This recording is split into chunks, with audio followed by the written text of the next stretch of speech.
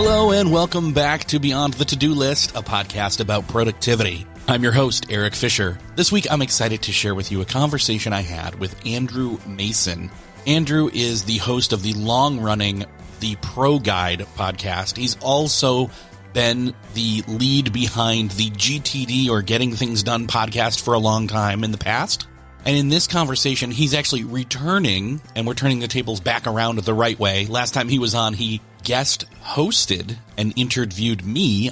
And that time around, we were taking a lot of the pulse of the productivity space. And again, we kind of get back into it again in this conversation because both of us spend so much time thinking about productivity, observing what others are saying about it, trying to get out of the theoretical and into the practical, although you have to go to the theoretical sometimes because the practical can be a little bit in the weeds. But in this conversation, we're talking about mindset. We're talking about some of the internal narratives that we talk about in our mind on our productivity and our happiness. We're talking about becoming aware of our thoughts and our feelings and our behaviors and why that's important when we look at ourselves as well as others and measure our progress. Not only that, but we're talking about procrastination and self-acceptance. We talk about some of our personal struggles when it comes to procrastination and ways that we have self-sabotaged and have internal conflicts that, when they're left unaddressed, can derail us and cause us to question our actions and even our identity to a certain extent. And then we also talk about, a lot in fact, the role that AI has started to play in the productivity space. And boy, do we have a lot to say on that. So I'm just going to save it all and say, enjoy this conversation with Andrew Mason. Well, this week, it is my privilege to welcome back to the show, Andrew Mason. Andrew, welcome back to Beyond the To-Do List. Erik, it is my honor. I love getting to hang out with you whenever I get a chance. So this is an absolute pleasure for me. So I don't know, do you remember that you've been on the show before? It's been a very long time. And in fact, it was a unique circumstance. You were one of the few guest hosts. You turned the tables on me back in 2016, and you interviewed me on this show. You know, that's interesting. A lot has happened between here and there. I think 3 kids happened in our family in between here and there. I do remember interviewing you, which probably explains why I feel like I didn't have a whole lot to say. That's interesting. Yeah, and I love interviewing too, so that fits the bill. Well, hopefully it was a fruitful episode. It's been so long that I need to actually jump back and take a listen to it. Yeah, and I think the thing is that most people, if they've heard me on some other podcast, then they've already got the gist of this, where it was, it was the origin story of the show, and that was 2016. And so, I mean, here we are, 2024. Man, how does time fly? This is insane to me. I actually got the honor of interviewing Mike Vardy yesterday for the Pro Guide, and was asking him how long he got to podcast. He said he started in 2009. So as far as I know, you are the longest running podcaster I've had contact with. So I don't know if the OG title stays with you, or if you know of anybody else that's been doing it longer than you have. Let me put it this way. In terms of podcast length on a specific show, I'll say it's neck and neck, and it is not a competition by any means, but I'll say this. 2005 was when I started listening to shows. 2007 was when I had one, did one with a friend of mine. It was a comedy show. A lot of people don't know this. And then we did it for a year. Then we took a year off. We did it for another year. And then in that mix, I was doing co-hosting of things. And then this one started in 2012. But then he stopped and started, or shifted and rebranded and killed one and started another. And so who's to say? If you were to talk Malcolm Gladwell hours of doing a thing, we're probably just literally neck and neck, and it doesn't even matter. So here's the thing. You've been on the show before. You've got the hours in as well. You've done GTD podcast, the Pro Guide, Omni, and those are all more similarly veined topically than people would probably know of. Some of those are defunct and or you're not doing them anymore. Obviously, the Pro Guide is the one you're still doing, which, by the way, a lot of people won't know this, but I do. I notice the branding, that it is Nintendo Power through and through, the old school magazine. Oh my gosh, Erik, well done. Nobody has called me on that before. So you again, a very special first from you. Makes me so happy to know that you got that. Talk to me about what's the difference between these 3 different shows. Some of them, again, you don't do anymore. Fill us in on the Pro Guide a little bit. Obviously, there's an element of gamification that's got to be at play there, even to the smallest extent, because of that branding. Yeah, I appreciate that. Yeah, so the Pro Guide actually started before anything else, and that was born out of me and a crew of 2 or 3 other software developers in Atlanta, Georgia, and they had a little WordPress shop, and we said, hey, wouldn't it be cool to interview other people who are doing stuff in software space?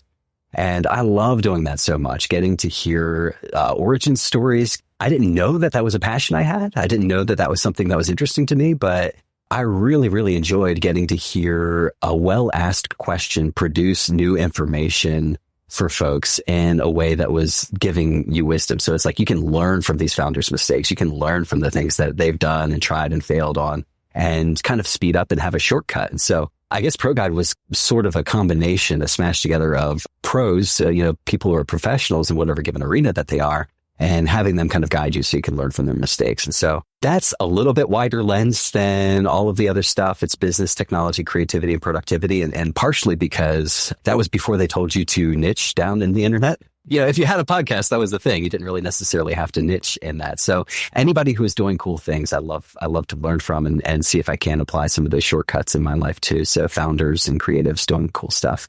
GTD came around 2 or 3 years later. I had interviewed David twice for the Pro Guide because of the productivity lens, and his interview, the second interview, which is still on there somewhere, he really kind of blew my mind. I understood what GTD was. I kind of got the idea, the philosophy around it. Didn't really feel like I needed it. But when I interviewed him, it was in a space where my responsibilities and roles were starting to expand a bit, and got to hear him kind of coach me in real time, and the light bulb came on for me. And so I became a fan of that methodology and realized about maybe a year later that their podcast had stalled. So they had a podcast, they were running it, and then for about 6 months, they hadn't produced any new episodes. And so I reached out to them saying, hey, listen, I am what I believe to be the best podcaster you have never heard of, and I would love to produce an episode of your show and get things relaunched for you if you're interested. And they took me up on it and was so surprised and grateful too, honestly, to see it jump to number 5 in iTunes business. And we sat around the top 10 for a while, and just a really cool experience to get to be a part of that.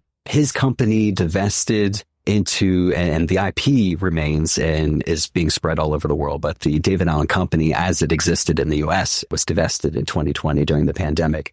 And a fun, kind of really cool, crazy, coincidental thing was that on that exact same day, prior months, I had been kind of talking to the folks at Omni Group, the people that make OmniFocus software, just telling them, hey, I'm a huge fan of this software. They actually had to lay off their marketing department during the pandemic.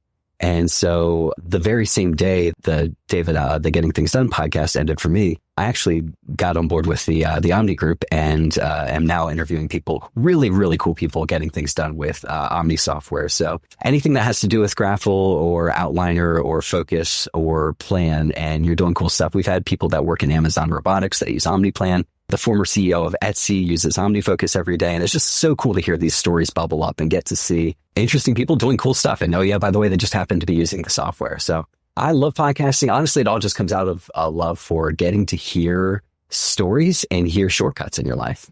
When I first started officially getting into the productivity space, not in terms of producing any content for it, but reading up on it, GTD, Omni, like that was that old school, like early to mid 2000s kind of, Merlin Mann and all those kinds of things, like getting into it because I was sitting in a cubicle and I would get my work done. And then I'm sitting there waiting for more stuff to be assigned, or honestly, kind of holding off taking more sheets of data entry because the other person, I hate that I'm going to call this out, but it does have productivity related pinnings. We had certain sheets that were sitting there. And by the way, this is all defunct work now. I cannot believe what I was doing, sitting there doing data entry. We would receive, it feels like Glengarry. It's like a digital version of Glengarry, Glen Ross in a way, where are the leads? The leads came in, and coffee was for closers. And we would have these sheets of leads that would come in daily, and they would be printed out. And then we would have them, and you would bring it to your cubicle, and you would sit there on your Dell computer, and you would type them into the system. I cannot believe there wasn't an official, I'm sure there is now, but I cannot believe that even at that point in 05, 06, 07, that we were still doing hand typing of data that was already in a data format. It was already digital. It prints out to analog. I can't believe I am ranting about this, but I have to because it's frustrating to me. Anyway, point being, it was digital, printed to analog, and then converted back into digital by a human freaking being. And I was one of those humans. Do you ever have like the thought in your mind, do you remember back thinking like, there's got to be a better way to do this? Or was it just, hey, this is my job. This is my life. No big deal. Honestly, I was getting paid to sit there and type and listen to music and then podcasts. So I didn't really complain because I wanted to move up. And so any chance there was an opportunity, I would apply for something. The downside of it was there were two people in that role. I was one of them. And the other person, I mean, I'm going to take a stab in the dark here and say I'd get through 3-4 sheets in a day, and they would get through maybe 1 to maybe 2. And so when I realized that I was overachieving and getting no more compensation for it, I kind of slowed my roll. Hey, Fisher, you want to dial it back a little bit? You're making the rest of us look bad. Come on. But that wasn't even the point. The point was I was figuring out, I mean, how long does it really take to do it? Anyway, what I learned from that was that the system was hackable. But it makes me think of how defunct some of the ways that we look at cranking widgets have become. Even a year or two, like I still can't believe there wasn't a way at that moment. And I'm sure it was the software was so clunkily put together that it just didn't compensate. It was probably missing one augmentation to be able to import a Microsoft Word sheet and then input it into the right, like I was doing mail merge stuff that would have accommodated that, like within a year and a half in my cubicle running tails around people. See, to your point though, about 2 years ago, like you look at that now and you hear that story and in your mind, you're like, what is this? The dark ages? It was. It didn't have to be, but that's my point is like in terms of how we look at how productive we are. And again, I made a comparison of, hey, I was doing more than this other person and what that meant and how to slow down or pace myself or, you know, for the sake of my own sanity, I was just like, well, look, if they're not getting docked for not getting more done, great. I'm not going to speed up because they aren't. I was doing a reasonable amount. Like I would literally, and the thing was, is we would switch off doing phones for the whole office, etc. That period of time wasn't around for very long, and then I moved up and in and out and other things. But anyways, I just look back at that time, that cubicle dwelling time, and the change. I started off big beige Dell computer monitor and tower, then to the sleeker, darker ones. And then I figured out there's one over there that no one's using, and I know how to open it and take the RAM out of it and put it in mine so mine works faster. Oh, gosh. Anyway, we were talking Omni and we were talking GTD, getting things done for people that don't know, and David Allen, who's been on this show so many times. Point being, Andrew, I'm curious, what has your perspective been in terms of the shift of when you first, you first are sideswiped by this, wait, productivity is this whole massive industry. Like, what was your first inkling of, oh, this is a thing, Franklin Covey, they're selling planners, et cetera, to where we are now? Like, there's been so many, like, milestones. What does it look like for you? Yeah, that's a great question, Eric. My gosh, man. And you think about it too, it's the story arc of that, from 05, 0 to 14, over to 2024 now, just these chunks of time where maybe the focus at first was new ways of thinking about data so that we could get more out of ourselves. I think that really was a lot of the intention at the beginning. How do I become more efficient? How do I become more effective so I can spend my time being present? But we weren't really juxtaposing that necessarily against the amount of information that we're meant to assimilate all the time. And so having exponentially more information come our way that we're responsible for, whether you read the email that showed up in your inbox or not, you're responsible for that email that's in there. I think that it really put the emphasis for a while on how do I get as much as I possibly can done and stay ahead of the curve and, be able to slow down and actually, take my lunch break and walk around the park or, instead of being forced to go to the taco truck and then back up to my desk I go. I think that was at first, the first half of that. I'm starting to see and sense and maybe post-COVID, the real desire to slow down in order to do more meaningful things. And it's interesting to see that human desire go directly I don't want to create a false tension there, but against or opposed to what we now have in AI and the ability to kind of supercharge things that humans were taught in the first place. And so it's so cool to see. But the promise, is the promise of having the Jetsons lifestyle where I hit the button 3 times and then I'm out of there for, after 4-hour workday. Is that really coming to fruition? Or is it really kind of starting to make us grapple with the deeper questions as to how we're spending our time and how we should be spending our time? What do I do if I all of a sudden find 5 hours free? And sleeping in and cocktail by the beach lifestyle is probably, to Tim Ferriss's point, a 4-hour work week. That's probably great for the first 4 months. But then you get this space where it's like, okay, what do I really want to accomplish with my life? I think that's when we're starting to focus on these kind of deeper questions about, does it necessarily matter that I checked more boxes today if I'm running in the wrong direction? Those are the kind of thoughts that I'm starting to have regarding the whole productivity industry, because I don't know that people necessarily need another framework. Contexts have kind of blended with remote work. I love your thoughts on this whole thing, but just this idea that what's meaningful right now for us, it's a question that we all got to answer, I think. Well, and I think that's the thing for me is, and especially the pandemic, 2020 really pulled things into question for me. And here we are recording this summer 2024. So I think back to where we were 4 years ago in the summer of 2020. And I couldn't have imagined where we are now. Pre-recording, you and I were both talking about how we saw the meme this week a bit, where in talking about AI, we want AI to do our laundry and our dishes so that we can do more of the creative work and the writing, not AI do the art and the writing so that we have more time to do our laundry and our dishes. And I know that's not a fair one-to-one kind of a, comparison. I mean, no one out there is saying, I wish AI weren't around doing my writing because then I can do more dishes at work. It's not a one-to-one comparison. And at the same time, also, I know there is a lawn that needs to be mowed at some point in the next 24 to 48 hours for me personally in the backyard. The front yard gets done more because people see it. The backyard, not as much. I've been trying to get it. And as much as I enjoy doing it, I put it off. And at the vice versa of putting it off, I enjoy doing it because I get to work things out. I will do it with a podcast, but it's physical activity that's good for me and I know it, and I'm getting sun and I'm out there in the nice weather. And in other words, mundane tasks can be a drudgery, but they also are part of I don't want us to squeeze out human existence for the sake of convenience. And this has been kind of my take on AI. I am glad that AI can be supportive, but I do not in any way want it to be in charge of doing anything because I don't trust it. I don't like it. I think that it produces a lot of crap.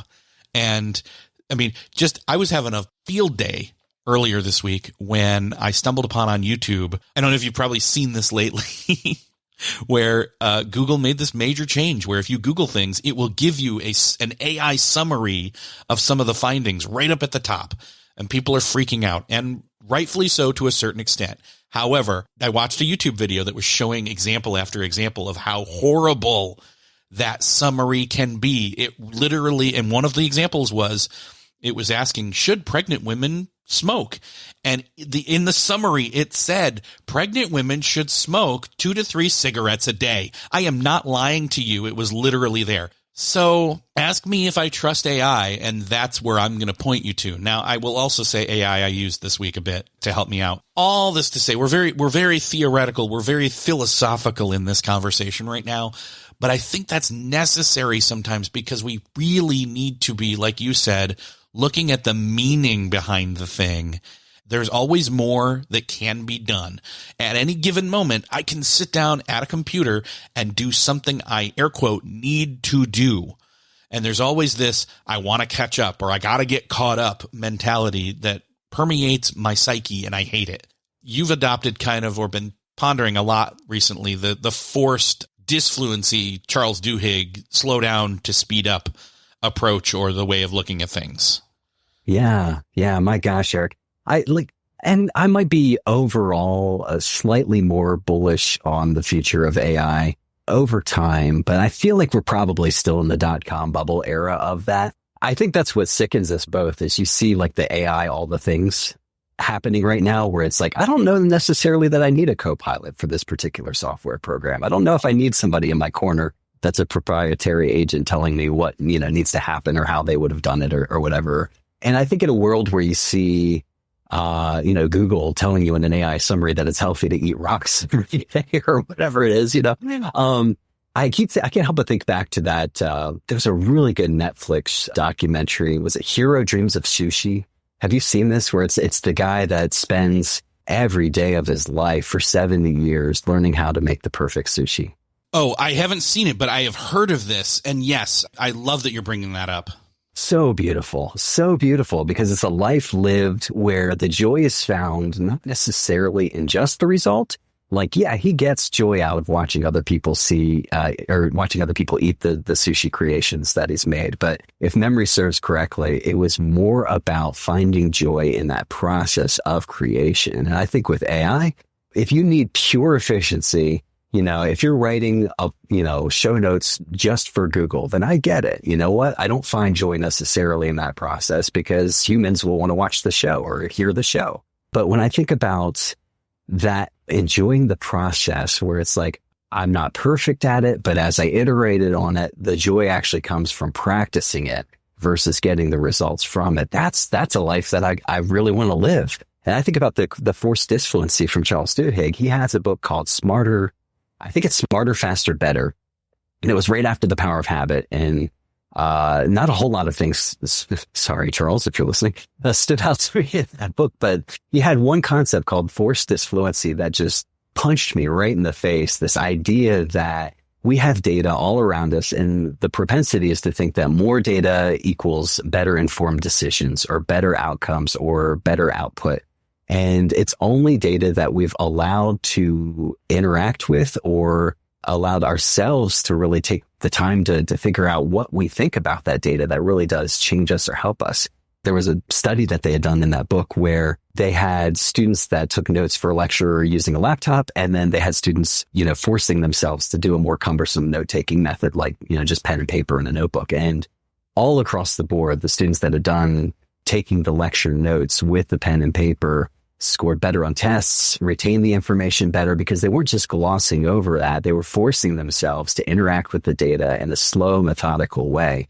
And I think that the times that we take, you got to crunch through data. You got to check the boxes. But if we take the time to really think about, what does this information mean to me? Does it affect my life somehow? Can I make a practice out of it? Is it something that I enjoy doing? Applying those kind of higher level questions to it, I think will help to kind of not be at the effect of things like AI and be more in the steering direction about, being intentional about whether or not I want to use AI to help me with this thing.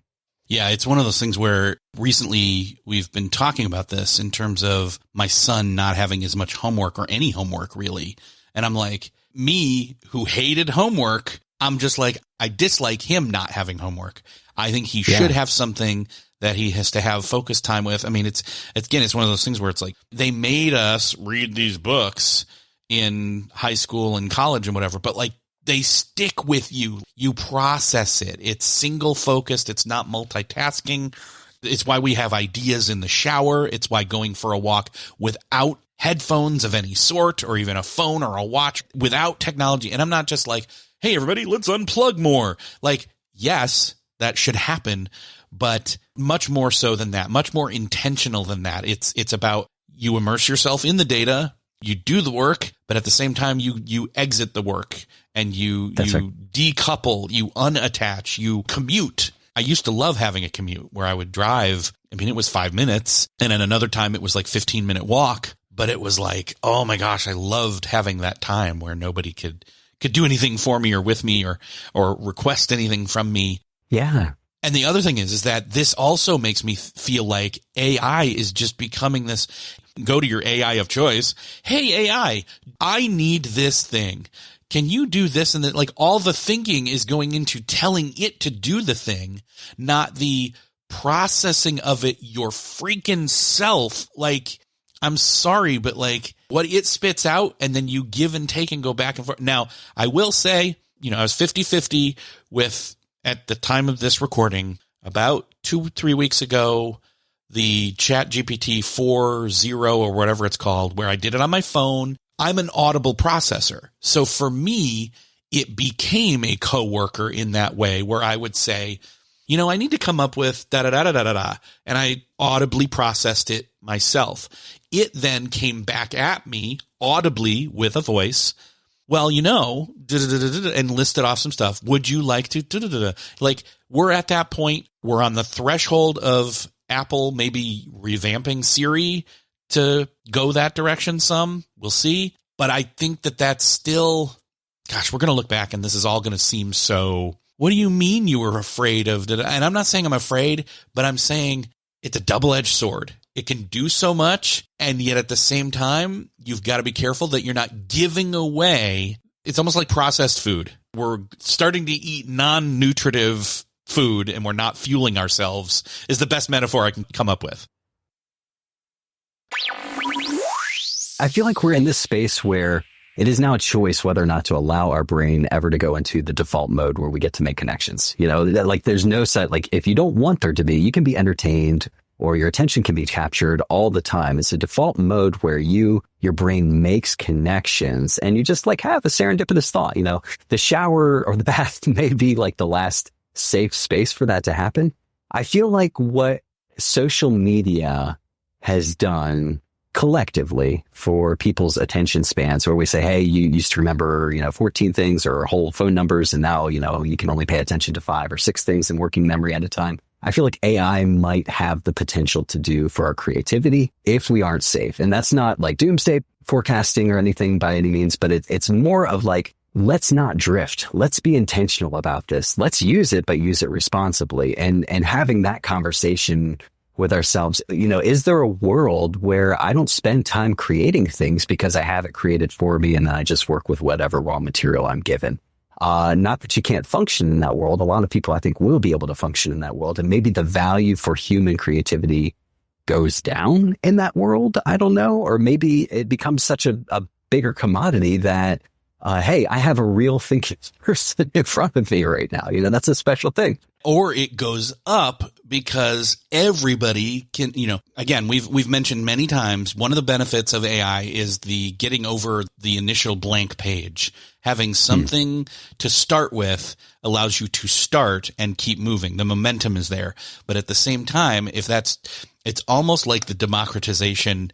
Remember when, iMovie came out and then the iPhone could shoot, and there have been major motion pictures that have been shot on iPhones. It's that whole, well, when everyone's special, no one is. And, it's, you got me monologuing, syndrome from The Incredibles. And we could go down that road. But at the same time, it's like, here's the thing. Just because the tools have become democratized doesn't mean everybody is good at using the tools. And so even if AI is readily available, it doesn't mean that what it's producing or the people that are using the AI as a tool are producing is good stuff. There is still, in my mind, nothing that's going to replace, for a while, the human spirit and human creativity when it comes to this. And I'm going to toe that line for a while longer. I just think it's fine if you can use AI to get you started, but then you've got to step up and you've still got to have talent. And so maybe we mentioned earlier the whole Malcolm Gladwell 10,000 hours. Well, if some of those hours are then filler because an AI did it, the argument here that the theoretical question I'm posing here is, does that cheapen are those hours filler? Are those empty calories, to go back to that metaphor I was using earlier? The question of that is like, is the quality of the work. And we're not even talking efficiency here, which again is one of the main arguments of productivity and why we talk about it. I say quality and efficiency are both hand in hand. Otherwise, what's the point? That's it. And some of that is the journey as well. That we talked about forced fluency. The vehicle that I'm driving is part of those 10,000 hours, the process of becoming the person that I'm becoming while I go through, the trial by fire to get to learn whatever it is that I've internalized versus is it the end result? Is it something externally facing where, hey, I need to have this baseline level of expertise. And if I can stand on the shoulders of something that technology has assimilated for me, then all the better, Yeah, I agree. I think the other thing is then AI aside, as much as we can set that aside right now, I think it also comes down to, and I know you talk about this too, is the stories that we tell ourselves about. And I mentioned it earlier, kind of the comparison trap. And I'm not just saying like FOMO or, ooh, they're further ahead than me. A lot of times it's, oh, I ought to be further along than where I am right now. I will hypothetically talk for 20 seconds here real quick. Oh, Erik, podcaster, been listening to podcasts since 2005, which is 20 years ago next year. In a year, it will be 20 years. Break your brain that way. Then go to 2007 when I first started actually producing shows. And that's 17, 18 years into the past. Shouldn't Erik be super, and you look at others that are, shouldn't Erik be Joe Rogan? Let's just throw that out there. No, one, I don't want to be. Two, that's not how this works. It's not a competitive thing. And yet we get in our heads and we get stuck like that. Yeah, there's a slice of this, I think, that it goes into what we're talking about with enjoying the process, the happiness element of it. What is the story that we're telling ourselves? Sometimes the facts are very much the same. Hey, Erik and Andrew and Mike and Joe Rogan have all been podcasting a very long time. Do any of us feel like we should be either further along in our careers or doing something differently than we should have? Should I have published a book by now? I don't know. Like that, those stories that we tell ourselves. And, it is Shakespeare, or by any other name. The difference between, I think it's Tony Robbins talks about the flat tire. You have the flat tire, and the difference is the flat tire is a fact. Yes, your tire is flat in your car. What are you going to do? Okay, well, I need to get the jack out. I need to change it and fix it and everything. But then there's this story around the flat tire, and oh my gosh, it made me late for work and it was awful. And I can't believe that I got so behind and it ruined the rest of my day. Those things that are controlling, or we allow to control the narrative in our life, the story arc that we tell ourselves, I think very often have more to do with how productive we are, or how productive we could be, or the things that we get done, or even how happy we are.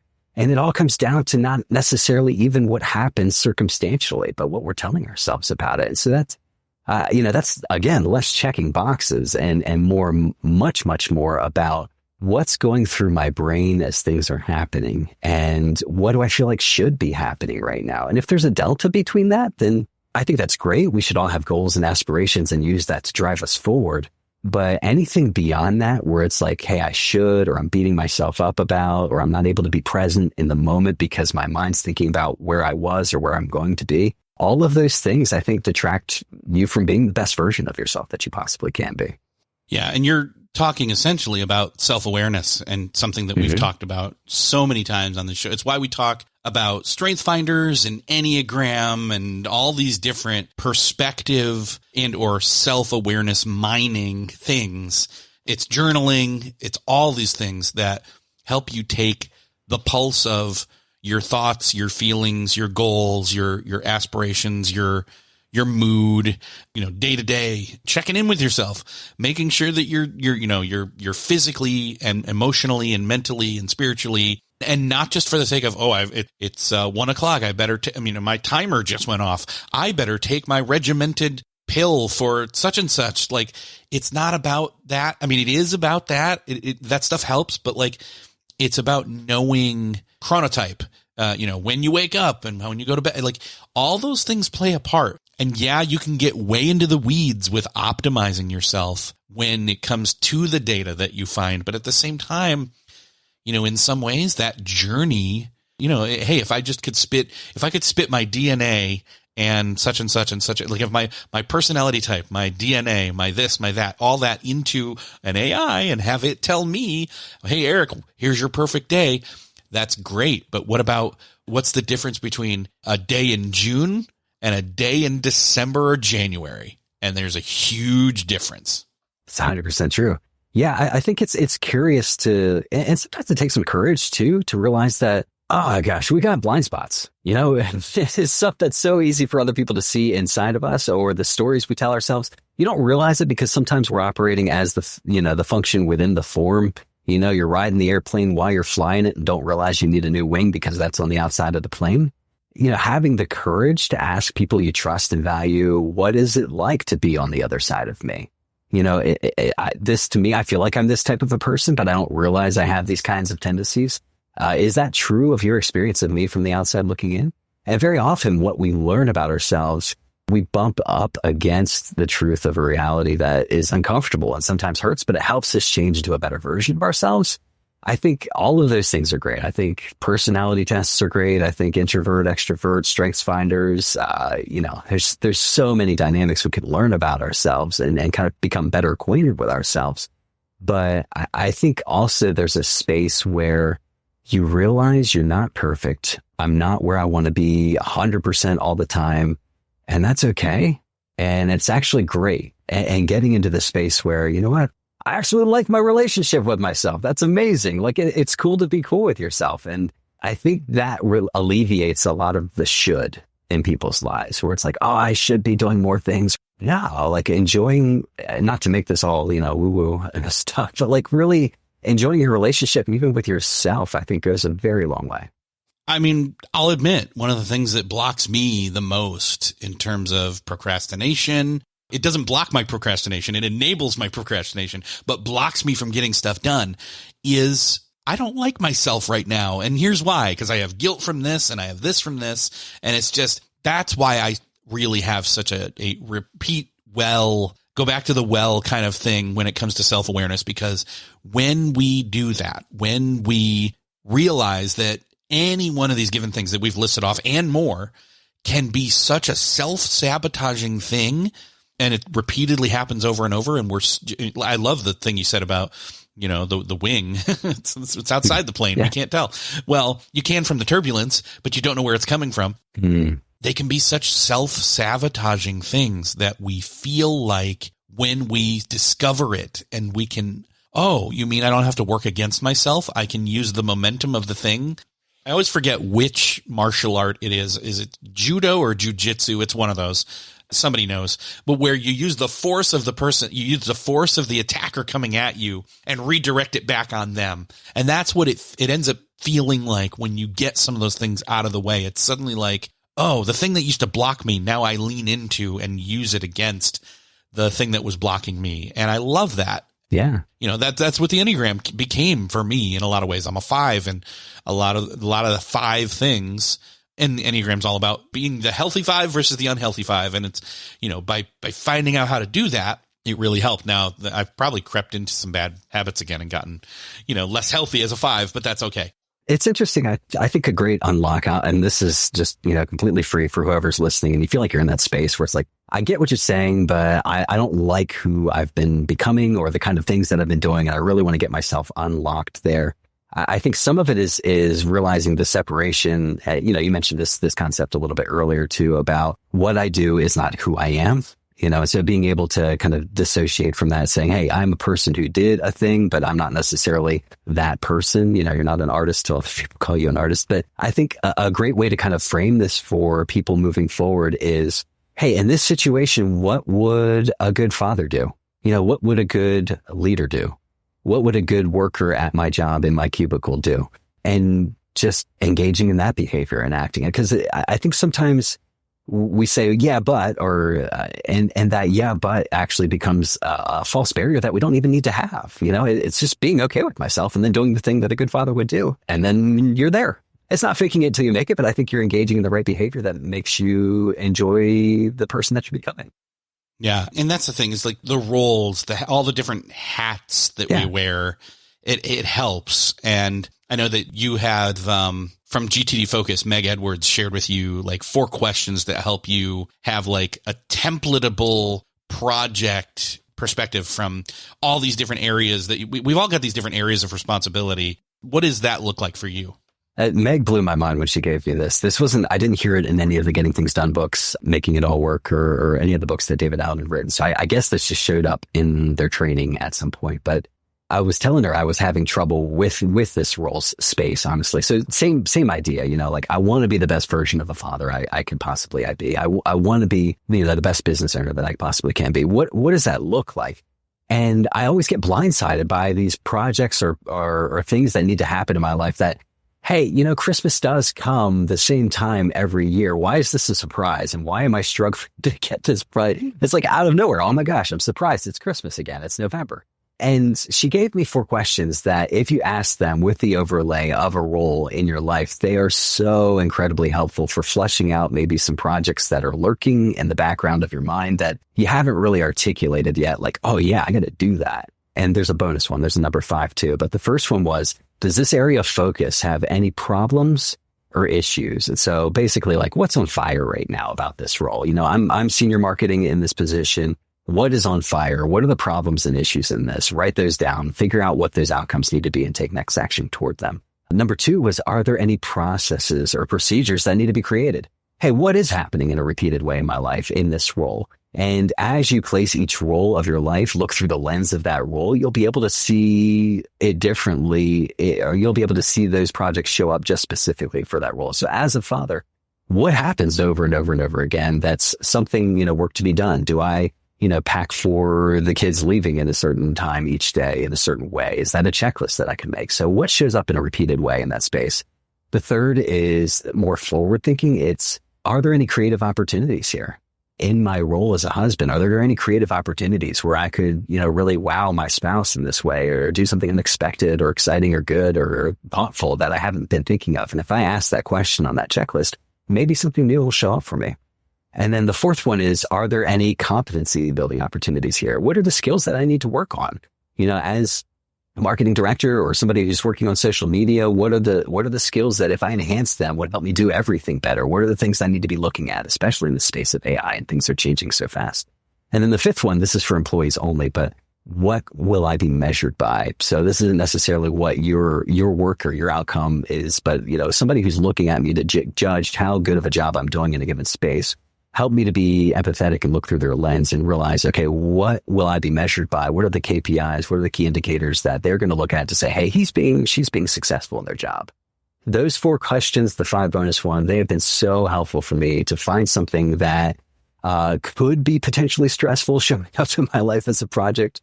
But because you caught it early on, what, as David says, when it shows up versus when it blows up, it just becomes a project that you work on. So something I like to think about or say is like, hey, you're eventually going to do it anyway, whether it's going to be, a stressful event or not. Just do it before you have to, and then you won't have to. It's one of those things where, again, I'm oversimplifying, but I like to use metaphors. It's the getting your oil changed on the regular rotation, checking in with yourself as a vehicle, and then you don't suddenly have something surprise come up. That's not to say they don't. But then at least, you're ahead of it. You're ahead of the game. You're checking in periodically at the right intervals. I think that something that's counterintuitive about that, and then this goes back to the forced fluency or the slowing down to speed up too, is when you're asking yourself these questions, there's still latest and loudest stuff probably in your life that's like the fire hydrant is still probably spraying in your face as you're asking these questions. And you have to intentionally say, you know what? I'm going to pause. It's not the most, air quotes, efficient, productive thing for me to be doing, but for quality of life to improve, I have to take the time, carve out the space. A friend of mine once said, musicians play the rest.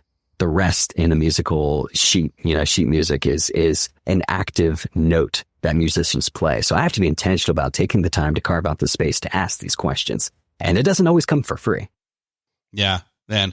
It's one of the things that I think that, we always want to, there's always this, I got to get up at 5 a.m. I got to get up, and because then no one's bugging me. And I'm not saying don't do that, but I'm saying for me, that being a regular thing, not something it used to be. And don't get me wrong, and I'm not knocking it, because for that season, that's what I needed to do.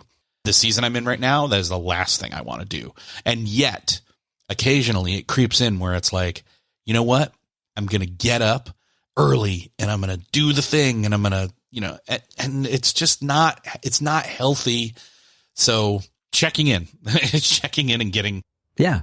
Let me ask what's worked for you in that space though. In the area of checking in, the area of kind of taking your time to be more intentional. What has been bearing fruit in your life though? I mean, people might be curious about that. I always go back to the brain dump. Ironically, David Allen, brain dump, and the methodology that works the best for me is analog, at least to start with. So I like to reward myself by saying, okay, I'm going to take a mini or larger legal pad in a portfolio. I'm doing it analog. I'm sitting there and I will get up and go to, that doesn't have to be 5 o'clock, but go to like a diner on a Saturday morning.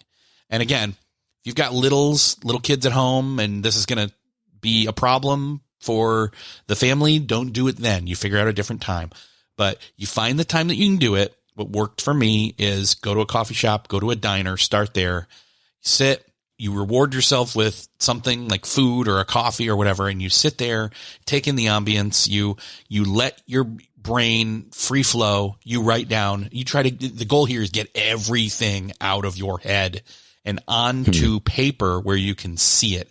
It's one step for me personally. It's one step lower than the verbal processing, but because I can see it and it's already then there, that then I can talk at literally or not talk through it. That's what helps.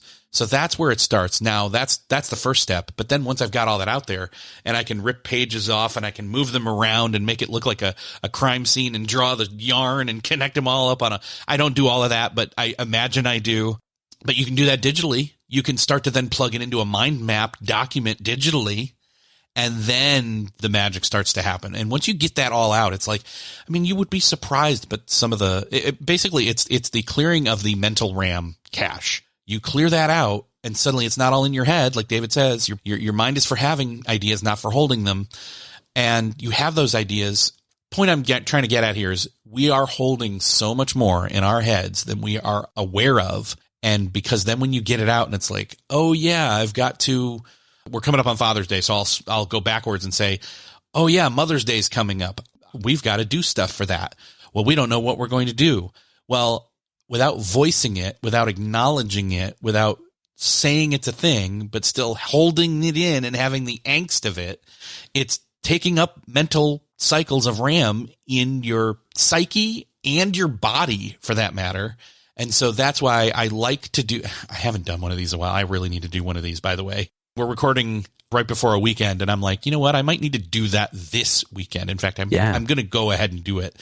Yeah. There's so much, it just builds up. So anyway, that's that you hit that release valve. And even if you can't do something with everything, getting it all out and then putting it in its right place starts to get it to where it's manageable, doable, and even break it down into the smallest next thing you need to do on any of those that are more immediate.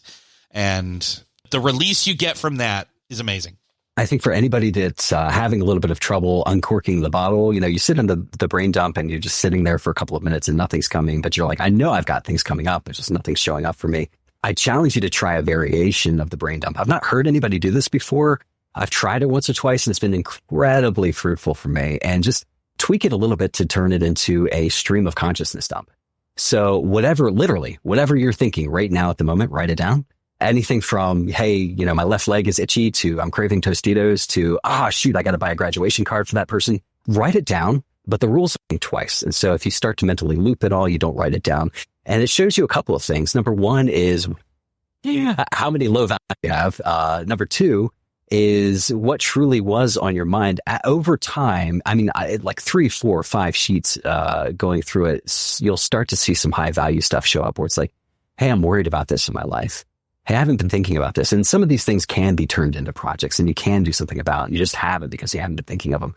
But save that and then come back maybe a month, 3 months, 5 months later. Don't look at the sheet. Try it again one more time. And it's amazing. I've done this maybe a year apart one time. How many of the things I look back on that I was worried about that had absolutely no value? I was spending energy, time thinking about these things, and it was a waste of time and energy gone. And another thing that it showed forward to is how many things that I paid attention to and was interested in that are still an issue for me that I've done nothing about. And it's like, okay, are you going to spend another year worrying about this thing? It really helps you kind of come to grips with and be mirrored by yourself and realize what you need to or not take action on. Yeah, man, there's definitely different ways to go about it. Oh gosh, I'm going to say it. You could go ahead and ask AI for some ideas on how. It's because I was literally about to say you could Google other ideas about this that you can do, and that's the thing is like, we've kind of now already gotten to the point where people are now like asking AI instead of Google. And I don't know how comfortable I feel with that because they're pulling depreciated, faulty information and go with Google. Anyway, sorry. I had to mention AI one more time, but Andrew, I want to point people to the Pro Guide. Let's point people over to there so they can check you out. You're having great conversations. In fact, you had a great one with me. I think it was tail end of last year. It was months ago, but it was great. I really appreciated it. So I'll link up to that one in the show notes. But where else can people find you? Yeah, my honor. I'm on the Twitter, the X, the thing. Andrew J. Mason. LinkedIn, you can find me there if you're interested in connecting over there. Otherwise, just smallpond.productions and proguide.io will take you to the YouTube channel where we had our show. Perfect. Andrew, it's been great talking with you yet again. Let's keep this up. Let's do this a little more regularly moving forward. It's been fun. Hopefully I won't have 3 more kids in between here and there. It's been an honor. Thank you, Eric. Well, that's another podcast crossed off your listening to-do list. I hope that you enjoyed this conversation and taking the pulse of the productivity space with Andrew Mason like I did. I hope that you found something in all of this, that even though we went to a lot of theoretical and narrative explanations of past experiences that we've both had, I hope that you found something that resonated with you practically. I know that I did. As I was kind of going back through my notes and listening over our conversation, I thought to myself, there's a lot here for me in terms of markers, milestones, maybe a better word to use, and the way that I used to see things versus the way that I see them now. So I hope this helps you. If it did, please do me the favor and do Andrew the favor of sharing this episode with somebody that you know needs to hear it. Let them know, hey, these guys talk a lot about AI in this conversation, or hey, they talked a lot about our identity being wrapped up in the things that we do and the accomplishments and checking the boxes. If you would do me that favor, that would be so awesome. Thank you so much for sharing. Thanks again for listening, and I'll see you next episode.